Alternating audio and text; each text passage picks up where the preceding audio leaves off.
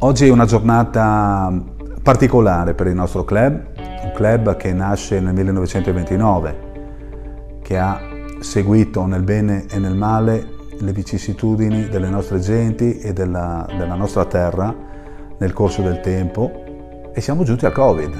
Dal 19 luglio di quest'anno sono il nuovo presidente del sodalizio a lato, così veniva denominato qualche anno fa il nostro carissimo Aeroclub Friulano, e grazie alla collaborazione di amici innanzitutto, validissimi collaboratori, consiglieri, revisori dei conti, sto cercando di riportare le genti tutte all'interno dell'aeroporto ed allargare quanto è più possibile l'attività di volo ad altre specialità emergenti. Qui presso l'aeroporto di Campoformido, e grazie all'Aeroclub Friulano porteremo avanti dei nuovi ed innovativi discorsi di carattere addestrativo,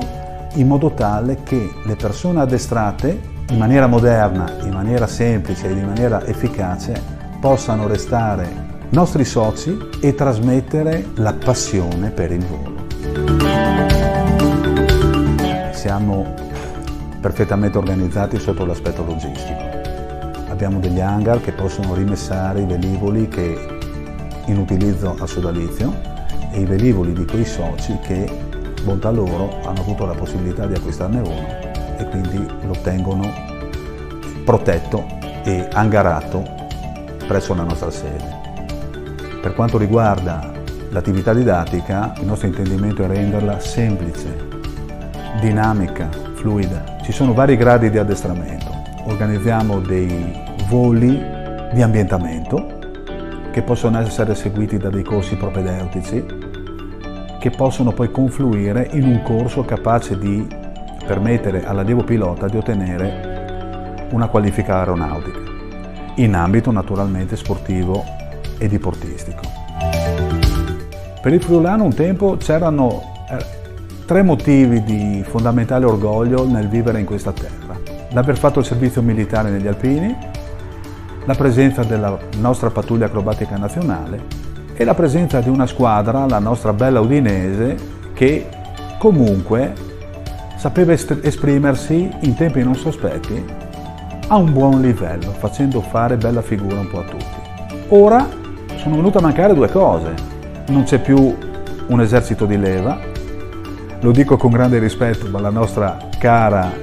Udinese si comporta come sappiamo, e le nostre frecce tricolori, nostro vanto, nostro orgoglio, non sono comunque avvicinabili ogni giorno dall'uomo della strada, anche se all'interno di noi tutti esiste